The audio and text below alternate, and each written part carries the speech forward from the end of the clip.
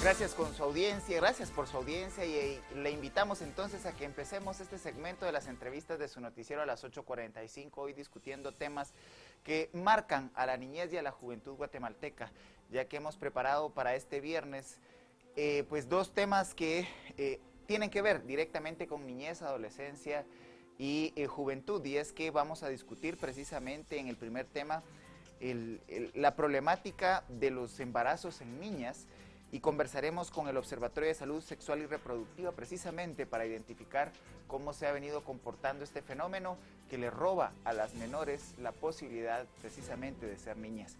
Y en el segundo tema estaremos conversando respecto de cómo se beneficia la niñez de varios municipios que fueron declarados como municipios digitales, en donde se han activado servicios de redes, internet, etcétera, para fortalecer el proceso educativo en estos municipios. Invitándole a que nos acompañe a lo largo de estas dos entrevistas, presento a mi compañera de todos los viernes, Marinés Rivera. Muy buenas noches. Buenas noches, Cristian. Qué gusto estar aquí contigo a las 8:45, como tú bien decías, para hablar de estos temas que son de gran importancia, ¿no? Y que hemos dejado pues un poco de lado entre tanta coyuntura, pero sin duda alguna son importantes de abordar, que incluyen temas como educación, sin duda alguna, ¿verdad? Tanto el tema de la educación sexual, como ya lo abordaremos ahorita en el primer tema, y el segundo tema de estos municipios digitales que sin duda alguna tendrán una gran incidencia también en la educación de nuestro país. Y es que, Marinés, el tema de la niñez tiende a veces a salir del debate político, puesto que algunos refieren que como los niños no votan, pasan desapercibidos a políticas públicas y que se reduce la atención a este sector de la población exclusivamente por la vía de la educación y de la educación primaria, porque también poco discutimos sobre la educación preprimaria. Sin embargo, hay pocas políticas dirigidas específicamente para este sector de la población, y una de las problemáticas que golpea directamente a los menores, las y los menores, es precisamente este tema de educación sexual y cómo abordar esta problemática, sobre todo cuando ya tiene impactos en la vida de las niñas. Ya un embarazo y el ser madres siendo menores de edad les roba en gran medida la posibilidad de vivir las etapas que conlleva la adolescencia y en algunos casos la niñez, Marinés. Así es, Cristian, sobre todo temas que se han visto influidos por la pandemia, ¿no? Digamos, tanto el primer tema, digamos, el estar tanto en casas, el ya no poder ir a la escuela, el ya no tener actividades recreativas en otros espacios, por ejemplo, las mantiene en casas y pues obviamente las ha hecho ser más víctimas y propensas a todo este tipo de situaciones. Y el segundo tema, sin duda alguna, también que abordaremos, que pandemia ha influido muchísimo en el uso de tecnología, que también es importante para las niñas, y considerar sobre todo que estamos en tema de bono demográfico, ¿no? La juventud, la niñez es algo a lo que nuestro país le tiene que poner atención para el desarrollo, ¿no?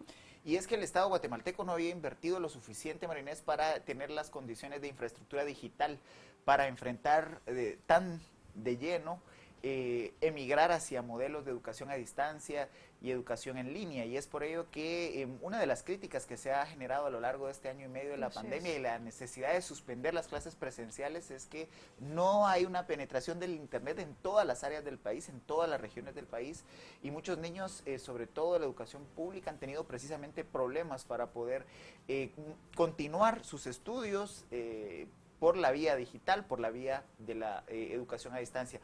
Situación que se agrava cuando vemos que tampoco hay dispositivos en todos los, a disposición de los menores, en todos los espacios. En algunos casos comparten dispositivos con los mismos padres, con otros hermanos, y todos estos temas obviamente han ido afectando la calidad educativa, y una de las grandes preocupaciones en torno a la educación y a generar estas facilidades para la educación virtual es precisamente garantizar que haya el servicio de redes mínimo para que los menores puedan acceder.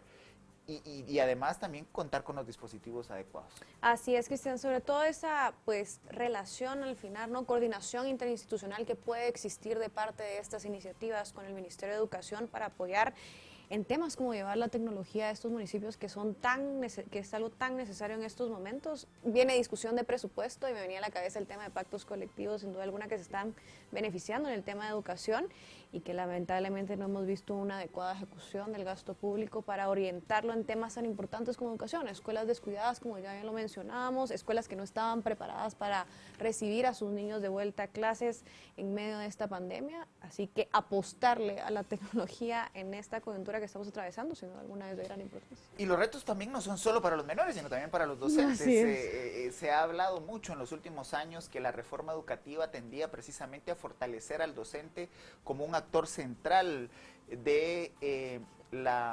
del proceso de enseñanza-aprendizaje de los menores. Sin embargo, obviamente,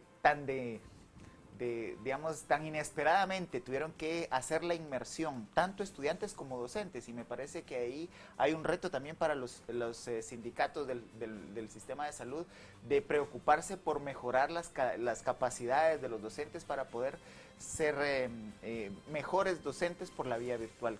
Para ello hay una nota que ha sido preparada por producción que nos relata precisamente la dinámica que se está dando en torno a la digitalización de la educación en el país.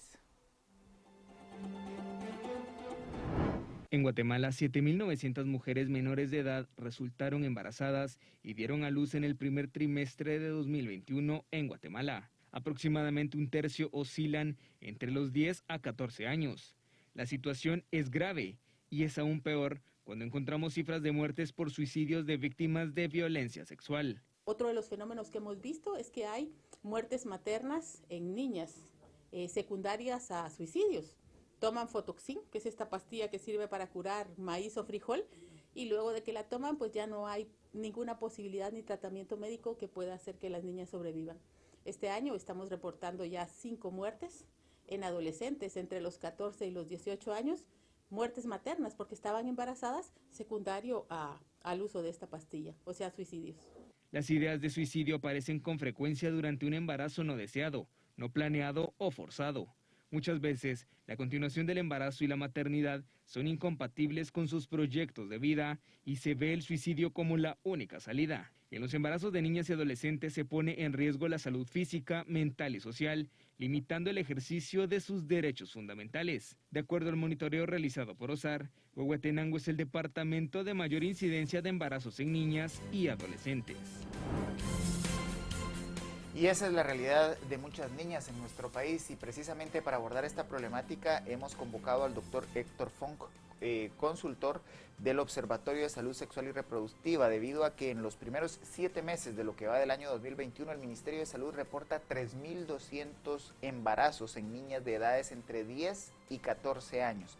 De enero a julio, el Observatorio de Salud Sexual y Reproductiva realizó monitoreo y señala que el flagelo no ha disminuido, ya que el 20% de los embarazos a nivel nacional corresponden a adolescentes entre 10 y 19 años. Según la organización, las acciones que se deben tomar para erradicar este flagelo en el país son la educación integral en sexualidad en las escuelas, papel fundamental que debe cumplir el Ministerio de Educación, y los servicios de salud específicos para adolescentes y jóvenes, programas de empoderamiento para las niñas, construcción de su plan de vida, entre otros. Y para profundizar en cada uno de estos puntos, nos acompaña ya por la vía virtual el doctor Héctor Fong, a quien le damos la bienvenida. Muy buenas noches, doctor.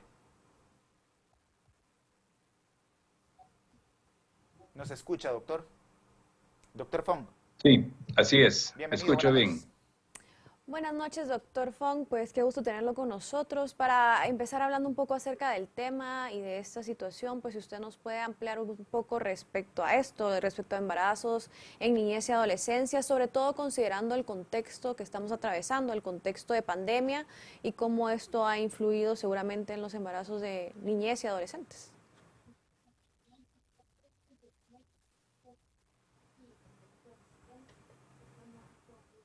¿Escuchó la pregunta, doctor?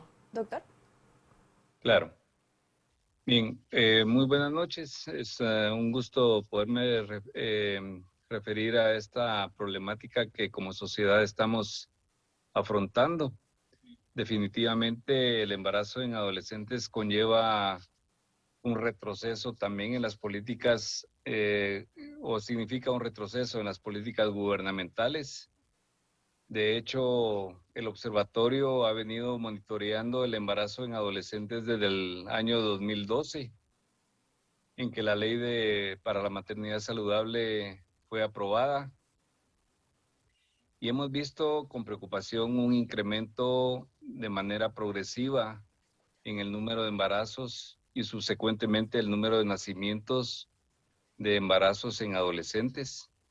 De esa cuenta hemos pasado más o menos en alrededor del año 2014 a 2015 de 61,000 o 62,000 embarazos y partos, y ahora vamos por un número de 72,000. Entonces, esto definitivamente refleja que la pandemia incluso ha contribuido, pues, que el acto de violencia sexual hacia las adolescentes y principalmente a niñas menores de 14 años, lo cual es considerado dentro de nuestro Código Procesal Penal como una violación, pues sigue siendo una de las complicaciones más serias por las cuales atraviesa la sociedad guatemalteca. Y pues felicitamos al Canal Antigua por darle prioridad a esta problemática que nos afecta como sociedad.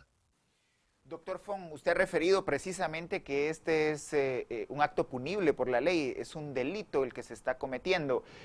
¿Tienen ustedes como OSAR registrado, doctor Fong, si hay denuncias que acompañen a procesos judiciales para castigar este delito, teniendo en cuenta que hay, usted dio un dato de más de 70,000 embarazos? ¿Este dato es por año, por rangos de edad, para especificar un poco? Y si hay a la par de ello alguna estadística de denuncias del delito cometido.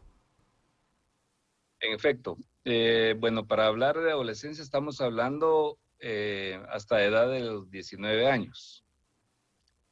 Con relación al seguimiento que se le ha dado a las denuncias penales por actos de violación en menores de 14 años, el observatorio ha hecho énfasis a nivel nacional y se ha detectado que solo el 2% llega a condena.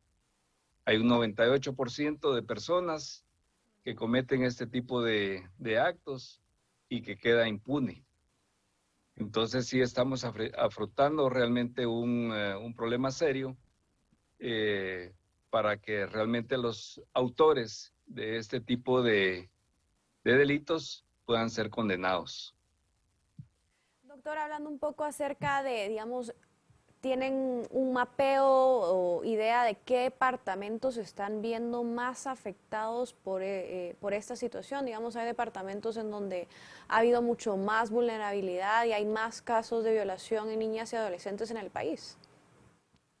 Sí, definitivamente. El observatorio, en conjunto con el Ministerio de Salud Pública y a través de los datos que el mismo proporciona y los datos que el Registro Nacional de las Personas del cual se obtienen, pues se puede observar que los departamentos más afectados, como bien lo dijo la doctora Mirna Montenegro, secretaria técnica del observatorio, el departamento más afectado es Huehuetenango, luego le sigue Alta Verapaz y también tenemos el Quiché, también tenemos Totonicapán, Sololá, entre otros, principalmente.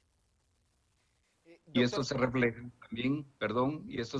también, estos datos van de acuerdo a la mortalidad materna que tienen estos departamentos y se reflejan significativamente en este indicador que como país también nos duele. Doctor Fong, cuando hay un embarazo, sobre todo en niñas menores de 14 años, ¿existe por parte del Estado algún acompañamiento psicosocial a las embarazadas que sea complementario al seguimiento del embarazo, específicamente por la vía del acompañamiento médico? Pero ¿hay alguna acción del Estado que le pueda dar seguimiento a este tipo de embarazos para llegar a determinar si hubo algún delito o hubo una violación que provocó dicho embarazo? Bueno, toda adolescente o niña por debajo de 14 años se considera una violación. Todos estos embarazos deben ser reportados independientemente de dónde se detecte el embarazo, ya sea en la escuela, en una unidad médica privada o unidad médica de salud pública o un consultorio de cualquier organización. Estamos en la obligación por ley de hacer una notificación al Ministerio Público del embarazo de la paciente. Ya serán las entidades correspondientes de darle seguimiento a esta situación. Ahora, de una u otra manera, sí se le debe llevar un control prenatal a la paciente, derivado de las complicaciones que más frecuentemente presentan estas pacientes. Doctor, digamos, el tema de los departamentos que se ven más afectados de este flagelo, que realmente es lamentable, ¿hay alguna razón detrás de por qué estas áreas son las que se están viendo más afectadas respecto a esto? Digamos, ¿hay algún análisis que explique por qué estos departamentos sufren más de estos casos? Bueno, hay datos bien concretos, ¿verdad? Creo que esto está ya bien definido. El índice de desarrollo humano también lo ha testificado, que las áreas del noroccidente del país son áreas gravemente afectadas, no solo por este flagelo, sino que por la desnutrición. Y entonces, definitivamente va asociado a otros factores. Y ser indígena en este país, ser mujer, ser analfabeta y ser pobre, definitivamente condicionan a la mujer a sufrir estos flagelos, principalmente. Y la relación está de 3-1 en nuestra sociedad, en relación a mujeres mestizas o ladinas que viven en centros urbanos. Se ve unas grandes diferencias. Así que las poblaciones del altiplano de nuestro país se ven seriamente afectadas por estas situaciones. Doctor Fong, usted habla de que por cada niña ladina que vive en centros urbanos hay 3 niñas indígenas que están presentando el caso de embarazos menores de 14 años. ¿Cuáles son las tasas de mortalidad para estas menores? ¿Cuáles son los principales riesgos que corren al transitar por el proceso de gestación y que pueden eventualmente inclusive acabar con sus vidas? Bueno, los factores, el ser ya una niña representa un factor de altísimo riesgo, porque el parto puede ser obstruido, lo que conlleva que el parto puede al final ser operatorio mediante una cesárea, puede tener trabajo parto prematuro, puede tener un bebé de bajo peso al nacer. Son mujeres que por lo regular se asisten a nivel de su domicilio por comadronas. Y la pandemia está también haciendo ese otro efecto, en la cual pues definitivamente prefieren no asistir a las unidades de salud de la red de servicios, derivado de que no se quieren ir a contagiar. Y entonces, porque definitivamente hay una situación cultural que también detiene a estas pacientes a acudir a dichos centros. Todos estos factores predisponen en definitiva que la mortalidad materna en nuestro país, reconocida por el ministerio, es que estamos en 108 mujeres por cada 100,000 nacidos vivos. Esa es una razón de muerte materna. Mientras que países desarrollados tenemos reconocido que son 16 por 100,000 nacidos vivos, y países como Chile, son más o menos alrededor de 30 muertes maternas por cada 100,000 nacidos vivos. Si ustedes ven, aquí la relación es de 3-1. Lo ideal para Latinoamérica, que no pudimos llegar, era de 76 mujeres fallecidas por cada 100,000 nacidos vivos. Así que estamos muy lejos de las metas del milenio planteadas para el 2015, que ya estamos más allá de él. Y entonces esto nos pone como país definitivamente que la salud materna como indicador refleja el deterioro del sistema de salud en Guatemala y que definitivamente pues necesita ser abordado con otros ojos y con otros lineamientos y otras políticas, y necesita ser administrado y monitoreado de otra manera. Doctor, y justo respecto a ese punto de monitorear este problema que es tan grave, digamos, desde su diagnóstico o perspectiva, ¿se está haciendo algo en la actualidad de parte de las autoridades, digamos, para acabar con esta problemática, o qué hace falta también, digamos, para solucionar esto a largo plazo, que es algo que hemos venido viendo desde hace ya muchos años atrás y pues no ha cambiado? Bueno, creo que los esfuerzos que se vienen dando, hay una comisión para la reducción de la mortalidad materna, en la cual el Observatorio en Salud Sexual y Reproductiva forma parte, y de la cual pues yo también he estado como delegado, y se ha visto los esfuerzos. Sin embargo, hay 4 parámetros que definitivamente ya están bien establecidos, que reducen la muerte materna, pero que no ha sido posible realmente llevarla a cabo. Uno es la planificación familiar, como un elemento que permite a cualquier sociedad, y este fue uno de los puntales de la sociedad chilena para disminuir la mortalidad. Lo otro es un control prenatal, la accesibilidad a los servicios. Aquí hay habitantes del territorio nacional que tienen que caminar kilómetros para poder obtener asistencia médica o sanitaria en general, o bien los centros de salud están desprovistos de lo necesario para darle la asistencia, y eso redunda en la mortalidad y la morbilidad que las niñas pues definitivamente van a presentar, y las mujeres en general. Así que hay 4 situaciones acá que no se han podido resolver de manera adecuada. Siempre, cada vez se habla de un incremento a la salud, pero es un incremento raquíticos que van aparejados al incremento poblacional. Solo Chile, como referencia, que tiene unos indicadores más adecuados, o sin ir tan lejos, Costa Rica, tienen el 7% del Producto Interno Bruto para salud, mientras aquí estamos en el 1.2, con una población mucho mayor.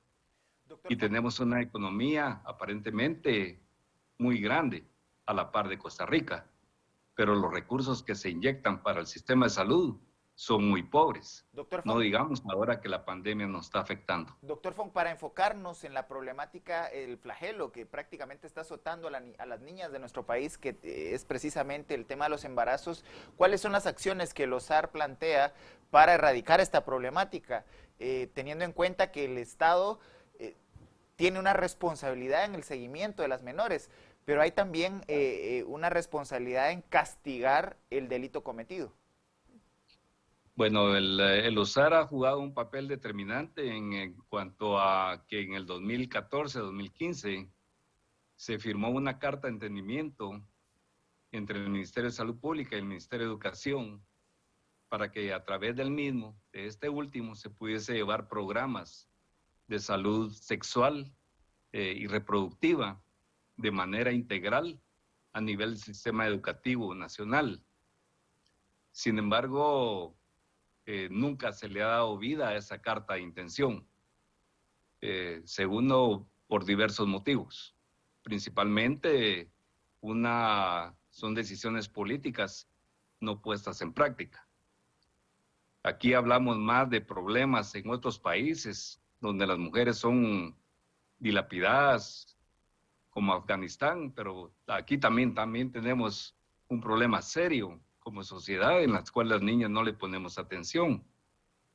Entonces, también el Ministerio de Educación debe poner de su parte en que con una asesoría del ministerio de entes externos, con mucha capacidad, pueden llevar a cabo esta forma de poder educar a la niña conforme a su edad.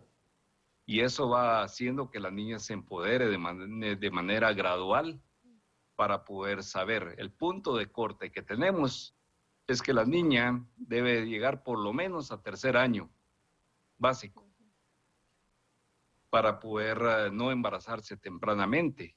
Tener ese grado de escolaridad es vital para este país y para cualquier otro, para que este problema se reduzca. Lo otro es el ofrecimiento de la anticoncepción a las adolescentes. Sin embargo, esto ya fue aprobado en el 2019 y entonces sí hay servicios de atención al adolescente en la red de servicios de salud pública. Entonces esto también contribuye. Lo otro es que los padres y la sociedad en general entiendan o entendamos que este es un problema que afecta a la niña y que definitivamente no le deja desarrollarse. Y entonces, pues tenemos que apoyar todos esos procesos que conlleven a que la niña no se embarace tan tempranamente. Doctor, en el tema también de cultura de denuncia, digamos, si vemos números, obviamente ser niña y atreverse a denunciar parece ser algo bastante difícil a esa edad, ¿verdad? Acercarse a las autoridades correspondientes. ¿Cómo está el tema de cultura de denuncia, especialmente si hablamos del tema de violaciones en niñas? Sí, en ese sentido también el observatorio ha trabajado en conjunto con la Secretaría de Violencia y Trata de Personas, que es la SBET, y se hizo una línea de trabajo. Y todos los casos, como les decía previamente, de niñas por debajo de 14 años, la SBET está en obligación como ente reguladora de ello, de poderle dar seguimiento. Hay clínicas en los hospitales regionales y también clínicas a nivel de los hospitales de la red a nivel metropolitano, en la cual destinadas específicamente para dar asistencia, no solo a las niñas, sino que también a las mujeres aquellas abusadas sexualmente y que puedan resultar embarazadas. Entonces, la SBET junto con el Ministerio Público son los responsables de que se le dé seguimiento a todas estas denuncias de las personas que cometan violación en estas niñas menores de 14 años. Doctor Fong, nos hemos quedado sin tiempo, pero es fundamental enfocar el problema desde la otra perspectiva. Usted ha hablado de las niñas, que al final son las víctimas. ¿Qué se está haciendo con los victimarios, con los, criminales que deciden violentar sexualmente a una menor? ¿Y hay alguna posición pública, hay una política pública, una acción del Estado para tratar de contener esta problemática que estamos hablando, que ya está robando la niñez de muchas mujeres de nuestro país? Bueno, la cultura de denuncia debe existir a todos los niveles de la sociedad. Toda niña embarazada por debajo de esa edad, estamos en la obligación de denunciarlos. Eso es lo que nos dice la ley. Cualquier niña que llegue a nuestro consultorio, ya sea público, privado, organizaciones, etcétera, deben, como les decía, seguir la línea ya trazada para la denuncia. Sin embargo, son estas instituciones las responsables. Sin embargo, también hay tropiezos a nivel del organismo judicial. También se han detectado algunos problemas de parte del observatorio, en la cual, a pesar de la denuncia, estas personas se tiene conocimiento, no se les ha condenado o llevan muchos años para su condena. Entonces, esta es una situación también en la cual las entidades que imparten justicia deben asumir su responsabilidad para que este flagelo en realidad pues se vaya disminuyendo. Agradecidos con que haya tomado esta comunicación con el doctor Héctor Fong, que nos ha planteado pormenores de esta problemática de gran calado en la niñez de nuestro país. Buenas noches, doctor. Feliz noche. Muchas gracias a ustedes. A usted, Se cuidan. feliz noche.